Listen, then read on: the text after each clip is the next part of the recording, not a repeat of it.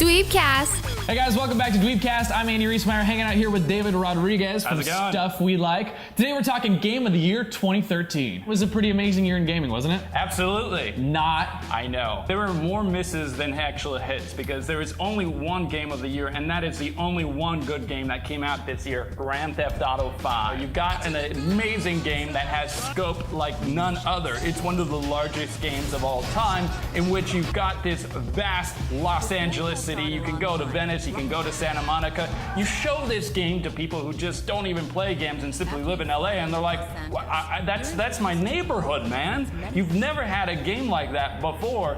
For me, it was BioShock Infinite, and I'll tell you why. Because I have never played a game before in my life that was able to sort of create this alternate reality that I actually was so invested in that when I was done with the game, I kept thinking about it, I kept dreaming about it. It uses a different part of your brain. Are you saying that people who play Grand Theft Auto 5 are stupid?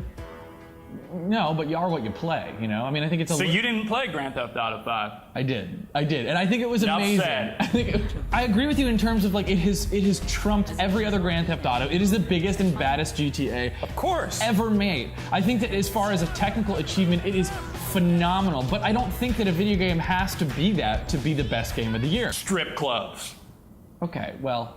Dude, the first time I was live streaming, oh man, I had to censor myself. Yeah. I mean, I was like, it was steamy. When you talk about the multiplayer, was a miss. Well, I'm sorry that you had a bad experience playing multiplayer, but there have been updates that have fixed a lot of the issues that you were encountering. But I do think that it turned off so many people at the beginning that they're not want to come back. You know? Of course they will. If you got that online creation tool that they're going to be coming out with, when? Hello? When? It's almost... That's the really cool thing about GTA 5 is that you paid $60 for it, but everything else that they're releasing is free. You've never had a game like that before that is evolving and even expanding such an expansive universe. I don't know if biggest game ever makes it the best. I still think about BioShock Infinite. I still think about the twist ending. It's like an interactive film. Okay, there you go. That's your fucking problem. You said interactive film. This is a video game that we're talking about here. But it still has the amazing first-person shooting experience. How did it change it, though? Your first-person shooting experience. How did that improve it from the last two? I think it was wholly different. I mean, you still had the plasmids, and you also had the introduction of the Elizabeth character, who gave you this alternate reality sort of gameplay element, which is something that I don't think in a mainstream AAA title we've had that much of. Going to Colombia, the whole floating city was so different, was so unexpected, and so imaginative. It made that narrative come alive in a way that I think only really so far, as far as emotional connections could go, have been accomplished in movies. Okay, but as far as gameplay, you've got the opportunity in Grand Theft Auto to play every single game, essentially, that's ever come out before. Yeah. Every genre is in Grand Theft Auto, and it does it so flawlessly and seamlessly, going from one experience to the next, that it makes for a technically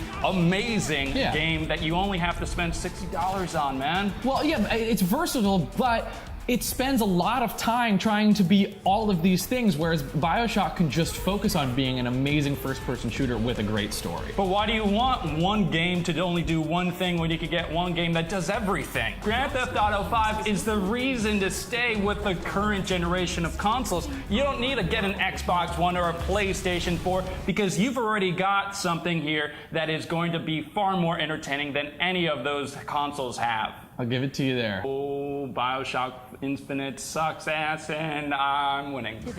I will give you also replayability. I will give to Grand Theft Auto 5. Okay. I think that you have probably more time to spend with a game like that, but I think that the time that you do spend with BioShock Infinite is more engaging for the most part on a cerebral level. Sure. Than okay. Yeah, we got Grand Theft it. Auto 5 is. BioShock is for intelligent people.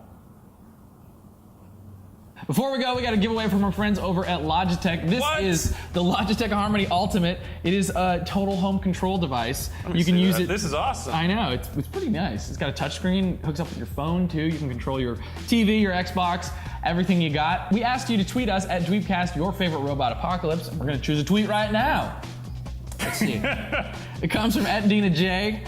Her name is Dina L. That's a little confusing, but she says, at DweebCast, my favorite fictional robot apocalypse is the Terminator. Wow, mine too. You are correct. We should be Twitter friends. Congratulations! Thanks for watching. Tweet us at DweebCast. Special thanks to David Rodriguez from Stuff We Like. Follow him on Twitter and also check out his YouTube channel, Stuff We Like. I'm Andy Reesmeyer. This is DweebCast. We will see you next time. DweebCast.